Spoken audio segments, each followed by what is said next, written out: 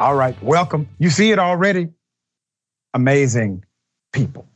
Two of my favorite people in the world. We have Senator Nina Turner and my big homie, Rickey Smiley. This is our special tribute to King. They called him radical. Senator, thank you for being here. Rickey, thank you for being here. My pleasure. All right, here's how we're gonna do this. Typically, when there's a show like this, we like to talk about the Dr. King they gave us. That Dr. King, by the way, the one that said, I have a dream, also said later that dream has turned into a nightmare. He said that. Do they tell you he said that? No. For years, I taught a course at the university called Dr. King as a Change Agent, and we dived into the actual, real, maturing, progressing human being named Dr. King. What happens in the journey of humanity? Well, we grow. We have one ideology, and then we may have another. What did Dr. King say in his latter years? Did it conflict with what he said in his previous? Did he have hope that one thing was true and then learn that another one was true? We're going to talk about that. They called him radical. Let me highlight what that means for just a moment. They called him radical because he was. Let me say that again. They called him radical because he was. If you think being radical is negative, they have already indoctrinated you to not even look at what the word means. You know what radical means. So here's what radical means. This is the actual definition. There's no special definition, just a regular definition. Radical means relating to or affecting the fundamental nature of something. It means far-reaching and thorough. Did Dr. King try to fundamentally change something? Yes. Did he do it in a way where he was thorough? Yes, he worked hard every day, top down, day, night. Well, that's your definition of radical. So yes, he was a radical. I submit that to you, no problem. Joe Biden did the speech at Historic Ebenezer. We do this every year. I'm right here in Atlanta, Georgia. It's a big deal. All of the important people come together. Ebenezer is that historic place. My dear brother, Senator Warnock, is the pastor there. The president came and spoke. Bernice King, Dr. King, she is a good friend of mine as well. Here's part of what Biden said during his speech. Progress is never easy, but it's always possible. And the things do get better on our march toward a more perfect union. But at this inflection point, we know there's a lot of work that has to continue on economic justice, civil rights, voting rights, and protecting our democracy. And I'm remembering that our job is to redeem the soul of America. Okay. I don't have any issue with the words of President Joe Biden. I have no issue. I do have issue with the lack of proclamation about what has been done. We all agree what needs to be done. Let me get down to it. Joe Biden delivered a sermon at Historic Ebenezer Baptist Church. This was in Atlanta, becoming the first sitting president to do so at the church where Martin Luther King Jr. once pastored. King served as a pastor of the historic church until his assassination in 1968 at the age of 39. Georgia Senator Raphael Warnock, who is the church's current pastor, invited the president to deliver the sermon on what would have been King's 94th birthday. Here's a quote. So President Biden said, "Are we a people who choose democracy over autocracy?" You couldn't ask that question 15 years ago, right? You would have thought democracy was settled, not for African Americans, but democracy as an institutional structure was settled, but it's not. It's not. We have to choose a community over chaos. Are we the people going to choose love over hate? These are the vital questions of our time. And the reason why I'm here as your president, I believe Dr. King's life and legacy show us the way, and we should pay attention. That is correct, Mr. President.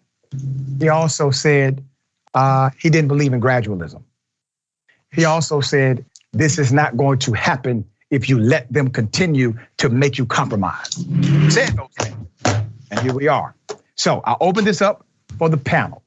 Every single year, and I will go to you first, Senator Turner. Every single year when the holiday of King comes around, they give you this very curated version of him. And they say things like, well, Dr. King did not see color. That's a damn lie. He saw color every day. He talked about it, okay? So what say you?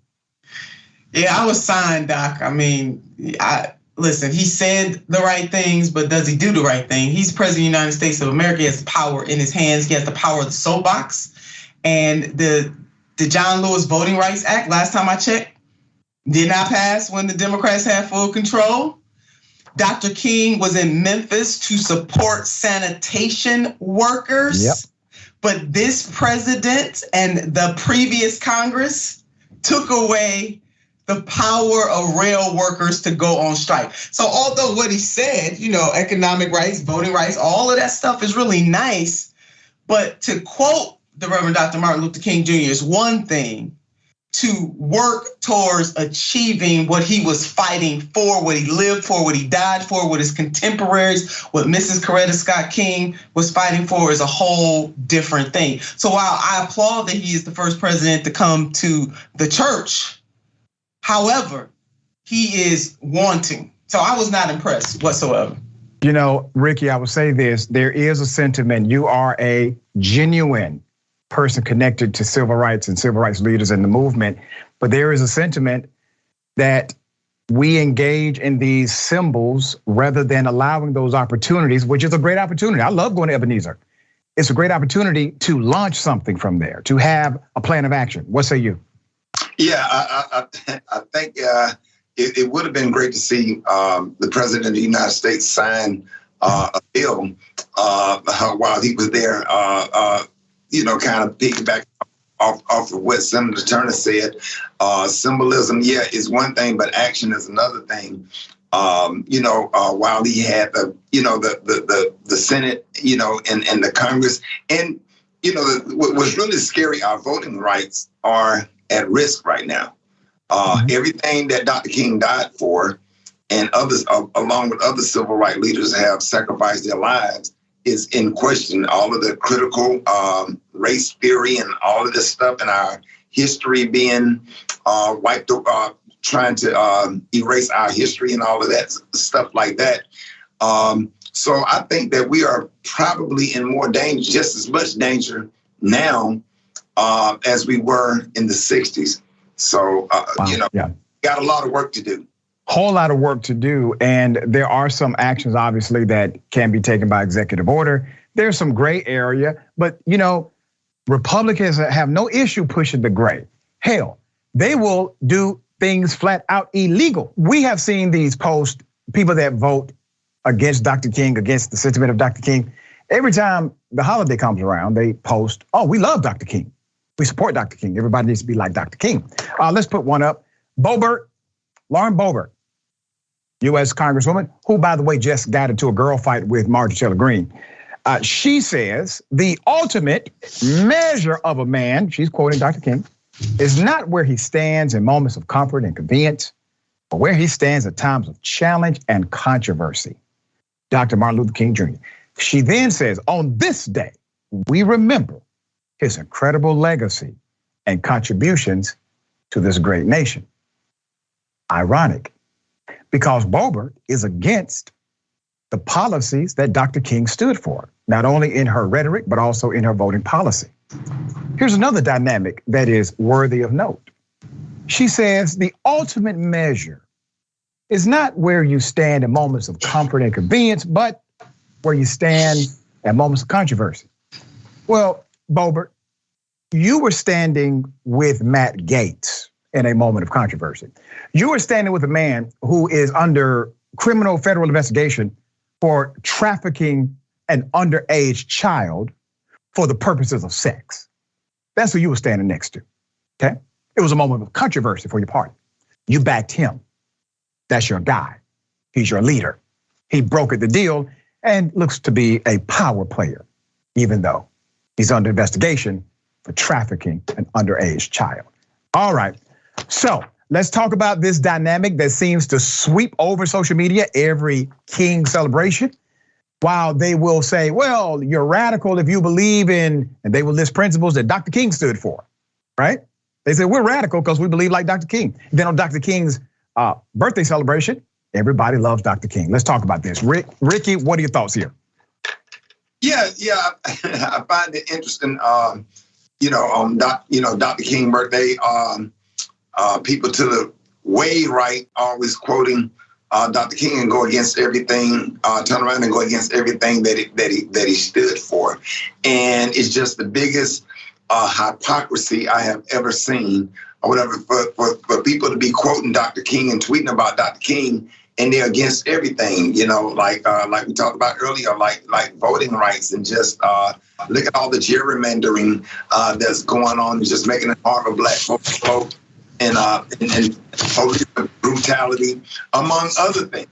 And these are the things that Dr. King talked about and stood for and died for, against almost everything. Because, here we are still following Dr. King's theology to this day or whatever, and they're against everything. So it's like I'm trying to be nice, but a bunch of hypocrites, pretty much. And they say something, some of the quotes to compare some things out of the Bible and things about Jesus Christ himself.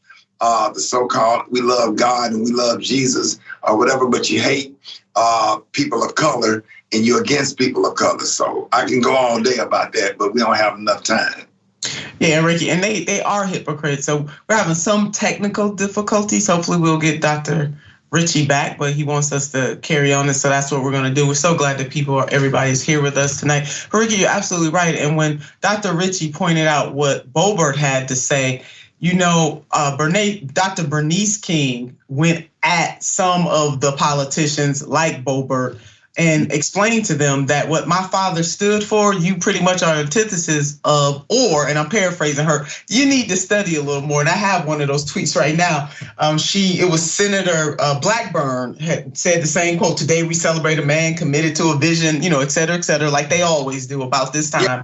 And Dr. Bernice King tweeted on her and said, Senator Blackburn, my father's vision was that we eradicate racism, militarism, and poverty, deconstructing systems that deny equity and access, safety and opportunity does not equal judging white people for being white.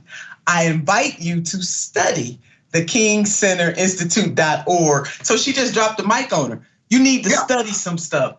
And so that, they always pull out those types of quotes that make them feel comfortable, but they don't understand the essence of the Reverend Dr. Martin Luther King Jr. because he fought back against white supremacy and anti-Blackness. And he was very clear about that and about the conditions that America was in when he was pushing back on America. And he didn't mince words.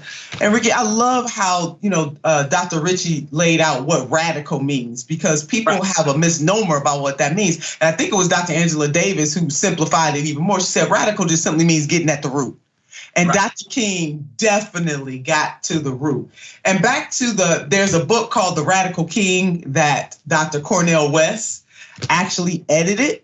And in that book, he really lays out the Martin Luther King, the Dr. Martin Luther King Jr. that we rarely hear anything about. And so while President Joe Biden went to Ebenezer Baptist Church and gave his speech about what we need to do, as if he don't have the power to make some of those things happen, or at least be on that soapbox so much that people truly know where he stands.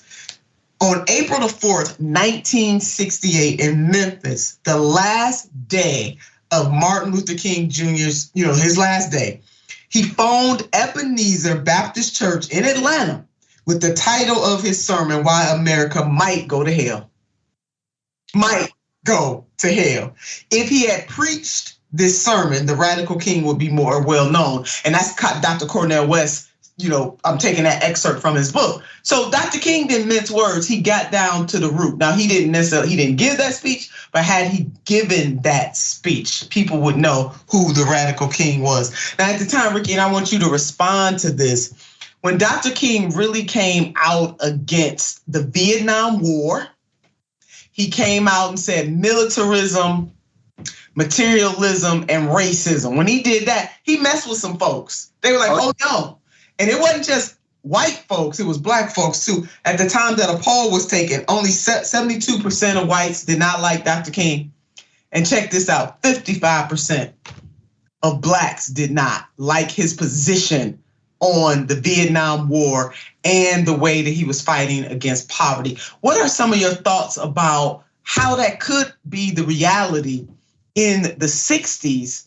And fast forward, if Dr. King was advocating for those same things in 2023, I think his approval rating might be around the same. Yeah, it's interesting you say that. Anybody on the left or anybody that's fighting for civil rights and fighting for things that that matter or whatever, it just seems like they just get demonized.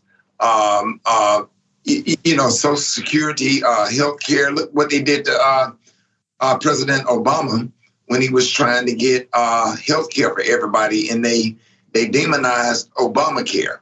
And I live in Alabama, and I get people from the right, all the time trying to articulate a conversation, but they turn around and benefit from from some of the things that President Obama did. But when you got, news outlets like Fox News and some of these dangerous radicals out here saying inflammatory things, if I'm not mistaken, somebody went and shot somebody, if I'm not mistaken, a radical today down. It's on the news today. I can't remember the man's name, but they just fanning the flames of racism and making it seem like black folks, don't work. We built this country. Like, we looking for a handout. We want welfare. And from what studies show that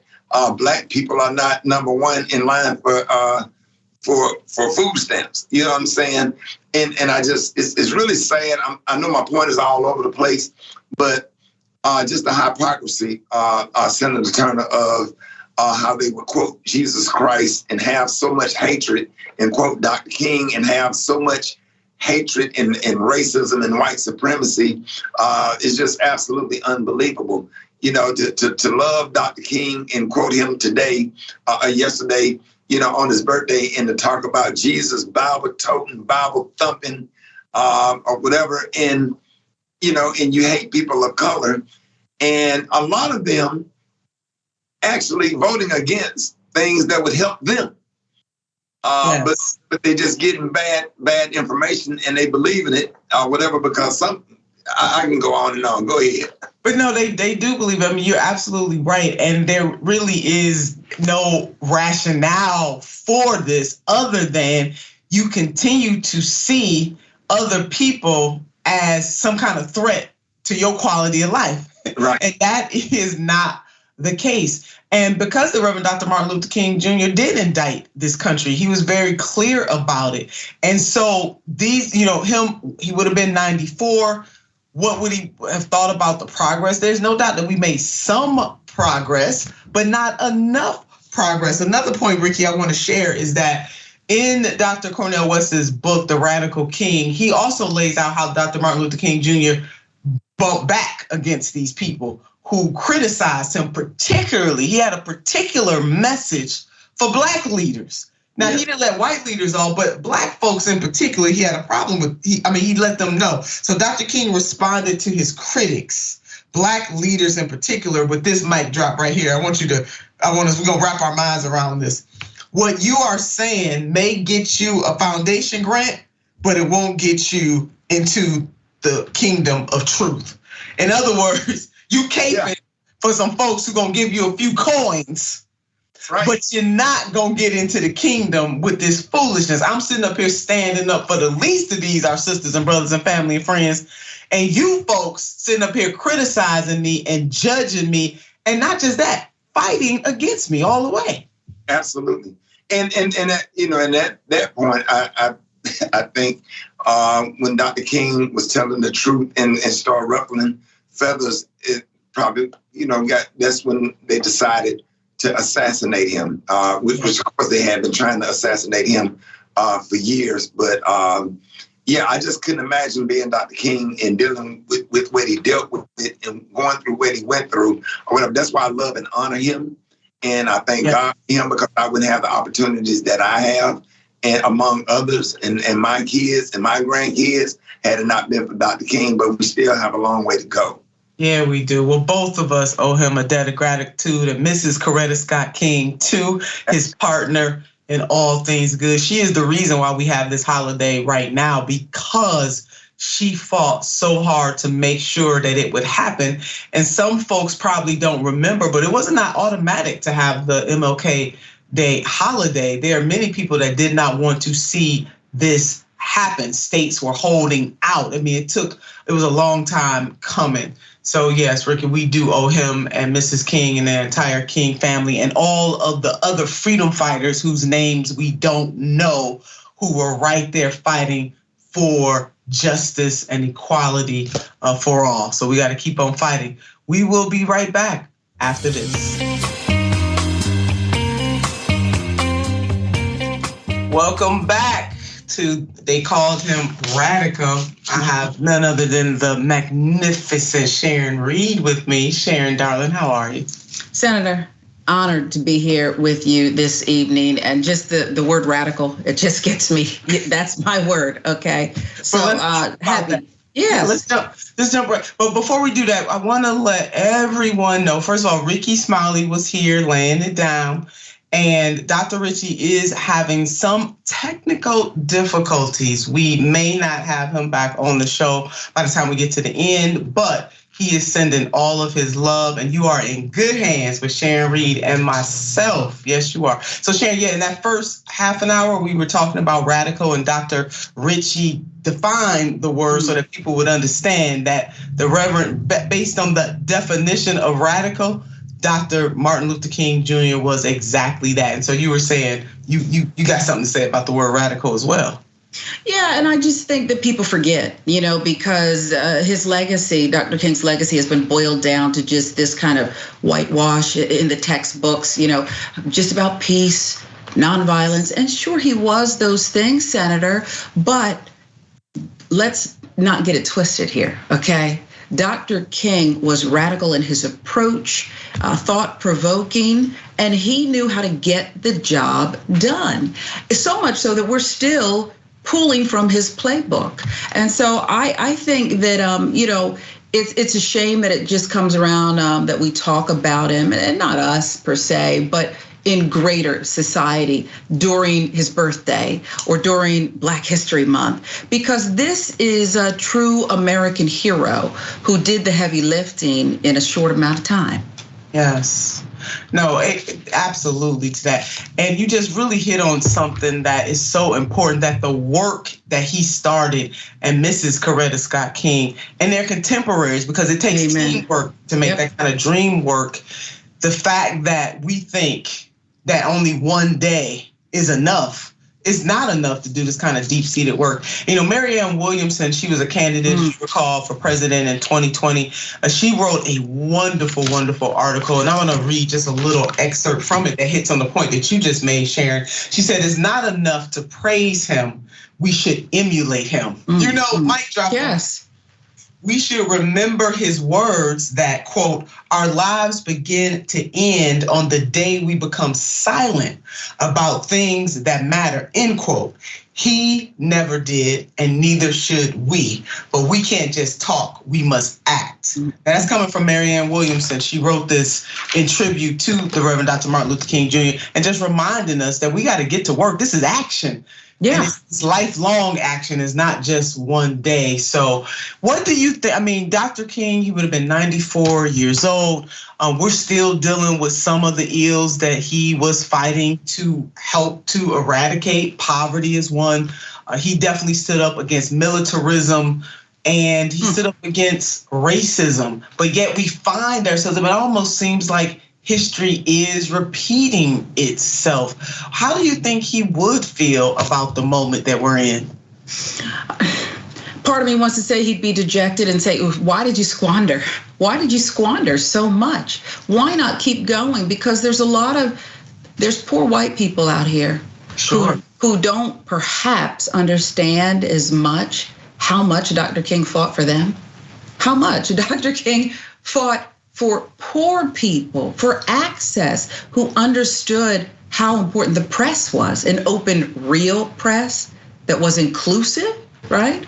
I like to think, and I fought with many a colleague, which is something I enjoy. Senator Turner, I actually enjoy fighting with. I enjoy it because there's this thing in our industry too often that you're better than the people who watch us, or you're scripting, you're posting, what you believe should be covered is somehow superior than the people who watch us. That's not what Dr. King believed. Frankly, we're all journalists. And my peers hate when I say that. We're all journalists. You have an iPhone, you have a cell phone, you take a picture, you're reporting first person. That's journalism too. And so I'd like to think that the more free and open the press is, the better off America is, because we know how the lie started, right? The lie, where you had some of the most preeminent journalists in the country and world thinking it was funny and thinking it was cute. But Dr. King knew that truth actually matters, and it's a window to more. Yeah, absolutely.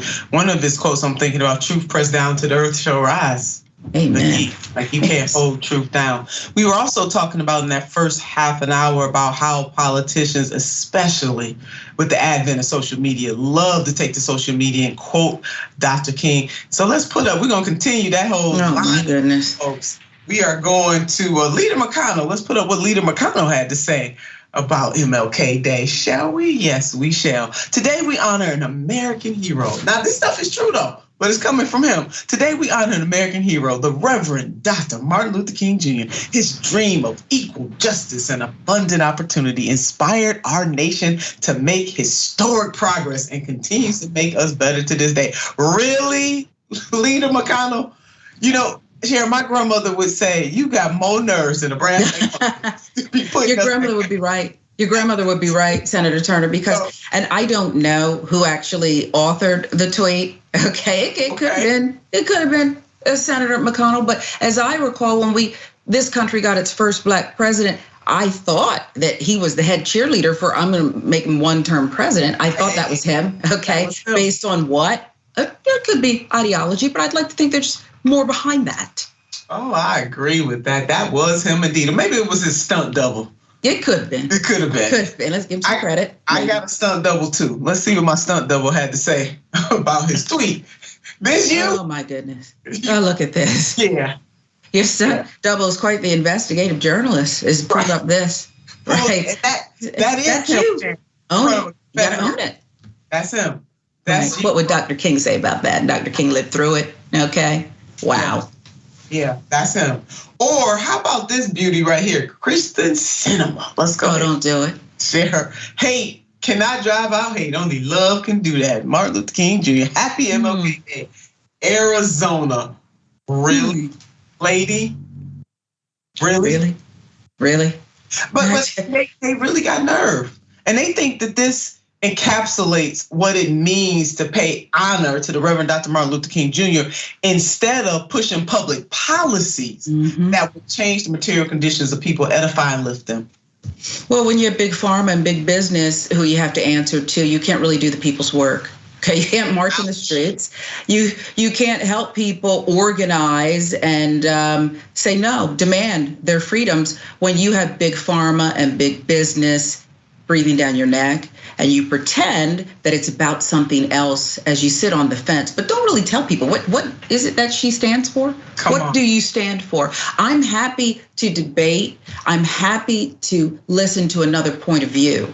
But what is it that you actually stand for? It's the okie doke.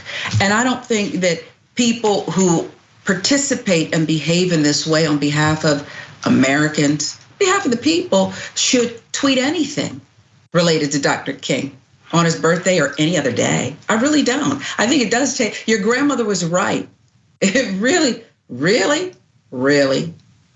That part, Sharon. I'm about to get out of this chair and just run around this studio. I mean, that. Gun fell out, yeah. That part. And we have some other instances of Dr. King being misquoted that we want to share with our viewers. Let's go ahead. Florida Governor Ron DeSantis, King, him, invoked King when he proposed his Stop Woke Act, aimed at limiting discussions around slavery and racism in public schools. Then Senate Majority Leader Mitch McConnell referenced King's speech when he won re-election in 2020, but McConnell opposed the reauthorization of the Voting Rights Act, a bill King saw signed into law. Republican Rep. Kevin McCarthy, now the Speaker of the House, tweeted in 2021, quote, "Critical race theory goes against everything Martin Luther King Jr. taught us." You know what, Sharon? Now these folks want to be pissed out. They really do. Yeah, they really do. And I sometimes have this vision because, we love John Lewis. Everybody loved John Lewis, right? And here in Georgia, I can't escape the visions. And the last time you got to speak to him, everything he said, everything he did was with peace, and it was profound. That's a hero right there. Before his time, was standing up for all kinds of people, right? And I'd like to think that he is right now having a conversation with Dr. King. And I know John Lewis was too good to call names. I once heard someone call Governor Ron DeSantis a cheap bobblehead knockoff. It might have been me. And I don't think you should do that, right? I really don't think that that's how you fight. You don't fight fire with fire. But in this case, it is just such hypocrisy and such ignorance, and the glee that he takes in uttering this great man's name. Luckily, Dr. King's children, they get him together. They get people together from time to time on social media, check their timelines. But I really hate that people co-opt this great American hero's name and try to co-opt it for their own trash. And that's really what it is. Yeah, that is it. And speaking of gathering, you're right, because Dr. Bernice King was on that gathering. Get you all the way together. Pulling to them folks. Get you together. Yeah, Talk about my daddy? No. Let them know. Yeah, no. Absolutely let them know. Dr. King on equality. Let's share some of that. Now our strength is for genuine equality, which means economic equality. For we know now that it isn't enough to integrate lunch counters. What does it profit a man to be able to eat at an integrated lunch counter if he doesn't have enough money to buy a hamburger? What does it profit a man to be able to eat at the swankiest integrated restaurant when he doesn't even earn enough money to take his wife out to dinner? What does it profit one to have access to the hotels of our cities and the hotels of our highways when we don't earn enough money to take our family on a vacation? What does it profit one to be able to attend an integrated school when he doesn't earn enough money to buy his children some school clothes? Woo! The Reverend Dr. Martin Luther King, I'm telling you, mic drop every time. That's why he's one of the most quotable people in the world, even to this moment. But Sharon, that's radical what he just said. It is. And if he were alive today saying that kind of stuff, Sharon Reed, they would be trying to cancel him right now. Yes, they would. And this is why, sure, an ethical, moral man didn't have to be perfect. He was perfect in our eyes and perfect in his approach, in the way he went about it. And again, such a short window of time. But the reason I say he's ahead of his time is because he was on to all of it. How do you divide the people while you pick their pockets? That's what President Johnson said, right? He said it. I love to pull up the quote because it really speaks volumes about what's happening. President Lyndon B. Johnson once said, if you can convince the lowest white man he's better than the best colored man, he won't notice what? You're picking his pocket. Come on. Hell, give him somebody to look down on and he'll empty his pockets for you. That's what's going on here, right? If we can keep poor people believing that brown people hurt them, took from them, stole from them, want to perpetrate crime against them, we'll give up all our coins. We don't even have a roof over our head, but we'll give up all our coins just to have that feeling, that fake, that fraudulent feeling that we're better than another man. That's what it's all about. Dr. King knew this ahead of his time. Radical. Very much ahead of his time. And we're going to keep going on white Americans, because Dr. King didn't mince words on this either. He said the following. First, and this is excerpt from a letter from the Birmingham jail. First, I must confess that over the past few years, I have been gravely disappointed with the white moderate. I got to pause. Let me just get it together, because Dr. King warned us about the white moderate. Yes, he did. He said, I have almost reached the regrettable conclusion that the Negro's greatest stumbling block in his stride towards freedom is not the white citizen's counselor or the Ku Klux Klanner, but the white moderate who is more devoted to order than to justice, who prefers a negative peace, which is the absence of tension, to a positive peace, which is the presence of justice, who constantly says, I agree with you in the goal you seek. Oh, Lord, have mercy on my soul. That part.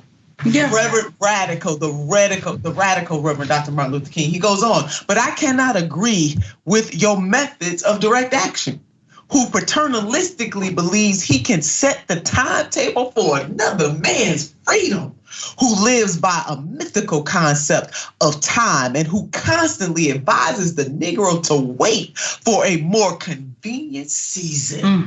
Shallow understanding from people of goodwill is more frustrating than absolute misunderstanding from people of ill will. Lukewarm acceptance is much more bewildering than outright rejection. Chad, I just can't. That part. Is why the FBI opens a file on you, because the truth makes you dangerous. Okay, we see it everywhere. I mean, I'm telling you, you just tell the truth in the newsroom, and I'm gonna tell you something. Okay, they might want to try to take you out in cuffs. Not your girl though. Okay, we know about this, but you have to speak truth to power. Okay, because we know these moderates, right, who just want to be comfortable. They just want to accept minutia. They're the ones that were on the George Zimmerman jury believing the lie after a black child was stalked with Skittles and a Snapple and suddenly defended himself. But the lie is he's a big black aggressor, okay? If you don't believe that, you have to deal with some radical truths. The way America was born, how she was reared, and how she is today. It's all radical. It's all ridiculous. And I happen to believe that, someone asked me, well, the white woman needs to do more. Well, you think? Okay. I'd like to say that for all the marching, John Lewis and everybody else who came before him and is still taken to the streets, gay Americans, brown Americans, poor Americans, I believe that more heavy lifting by just one segment of our population would do wonders. But in order for that to happen, she would have to give up her place. And I don't know a lot of people who want to do that, okay? I don't have a problem doing that, okay? I do that when I'm younger with my sisters. Here, I have a candy bar, you take half. But until she's ready to do that, and those in power are ready to say, you know what, we have enough. Just think about it, Senator Turner. In the time that Martin Luther King left us till now, look at the wealth and who has it. Yes. Look who has it. And look how much they have. All that.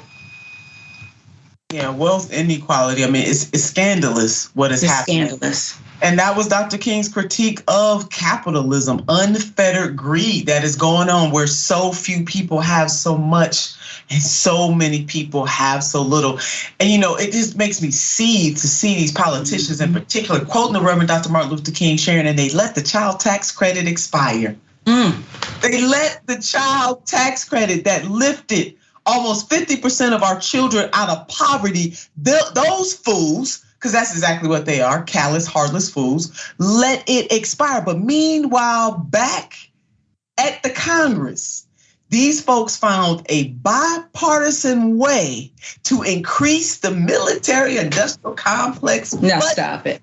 Right? That can't be true. $858 billion would have been. They found a bipartisan way to get that done, but they did not find a bipartisan way to pass the John Lewis Voting Rights Act. They didn't find a bipartisan way to pass the George Floyd Policing Act. They didn't find a bipartisan way to keep and make permanent the child tax credit. They did not find a bipartisan way to give the rail workers some sick leave. You preaching now, and this is disturbing, and it's disturbing. In our own demise. Yeah, in our own demise, but yet there's plenty of money for war, and there's plenty of money to run someone who wants to talk about vampires in Georgia. There is no budget. When they say, hey, we want to run Herschel Walker in Georgia, there's no budget for that. And it's sick because children don't matter, and children can't vote, but everybody was a child at one point. Everybody was a child at one point, but the fact that kids are hungry, cold, sick, dying, okay? And the worst offense may be hopeless. The fact that children in America are growing up in this day and age without hope and the promise of a better tomorrow, that's criminal. Yeah. That's criminal. Very much so. In the wealthiest nation on the face of the earth, because we are a hegemon nation, let us not forget that part right there. So we do have the resources. It's a matter of will. Do people have the courage to do it? Dr. King goes on about white America. White Americans must recognize that justice for Black people cannot be achieved without radical changes in the structure of our society. Plain and simple. He was talking about the redistribution of wealth, universal basic income. He chastised this country on militarism, materialism, and racism. So yeah, Dr. Martin Luther King Jr. was radical. And this one, where do we go from here? 1967. Here's another excerpt, Sharon, and we might end it on this one. But whites, it must frankly be said, are not putting in a similar mass effort to re-educate themselves out of their racial ignorance. It is an aspect of their sense of superiority that the white people of America believe that they have so little to learn. The reality of substantial investment to assist Negroes into the 20th century, adjusting to Negro neighborhoods and genuine school integration is still a nightmare for far too many white Americans. I mean, Sharon, Dr. King preaching a sermon for right now. He really is. Right now. And what so many people don't realize is white, Black, brown, you're going to have to deal with this one way or the other. Come on. There's no escaping it. I know you think you may be, at the top of the totem pole, but at the end of the day, there's no escaping this until there's justice for everyone, until everyone gets a larger, it's not even a piece of the pie anymore. Okay, there's not crumbs for some people. There's not crumbs for some people. And the sense of entitlement where you have people, Senator Turner, that we've been covering on this network who think they can spray water on an unhoused woman on a San Francisco sidewalk because she doesn't belong here, though she has nowhere to go. And she's struggling with her mental health gone untreated. Yeah, I mean, that just happened. Just happened. Yes, we've been covering that on this network. Which, I mean, we need another show just to talk about the revolution. I feel like I've been to church myself. Do you also preach at Ebenezer? Okay. Hey, I would have been better. Yeah. You preaching that sermon as well. I want to close with this. What is needed? This is Dr. King. What is needed is a realization that power without love, this is the point you were making, Sharon, is reckless and abusive. And love without power is sentimental and anemic. Power at its best is love implementing the demands of justice. Justice at its best is love correcting everything that stands against, or justice at its best is love correcting everything that stands against love. That is the radical, yes, Reverend Right Reverend Dr. Martin Luther King Jr. Sharon Reed, you are absolutely the best. To Dr. Richey, he's sending his love. He had two of the best standing in for him. And to our brother, Rickey Smiley, and to each and every one of you, thank you so much for joining us as we venture to and dissect the radical Reverend Dr. Martin Luther King Jr. May we live his words and get to work. So much work to do to put up, to lift up justice and all of this. You're doing it. You're doing it. You embody the best, Senator Turner. I appreciate you. Oh, I appreciate you too, Sharon Reed. Sending so much love. And to all of you for joining us tonight, we're sending love too. Now let's get to work.